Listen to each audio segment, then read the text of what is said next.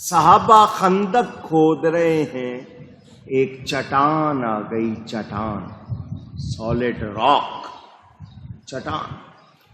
کئی صحابہ مل کر گینتی کدال اس پہ مارتے ہیں، وہ چٹان ٹوٹتی نہیں۔ ایک آدمی نہیں، دو آدمی نہیں، 10 آدمیوں نے کوشش کی، ٹوٹتی۔ صحابہ آ گئے حضور کے پاس، حضور یہ چٹان ہم نے کئی لوگوں نے مل کر کوشش کی ہے، ٹوٹتی۔ تو حضور نے یہ نہیں فرمایا تم جب 10 20 سے نہیں ٹوٹ رہی تو میرے اکیلے کے پاس کیوں آئے ہو؟ صحابہ جانتے تھے کہ یہ بھی بشر ہیں مگر ہم جیسے یہ بے مثل بشر ہیں، بے مثال بشر ہیں۔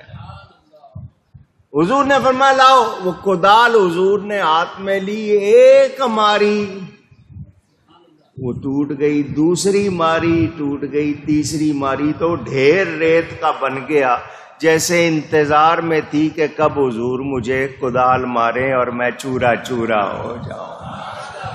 حضور نے یمن کے فتح ہونے کی، شام کے فتح ہونے کی، فارس کے فتح ہونے کی خبر بھی دی ساتھ۔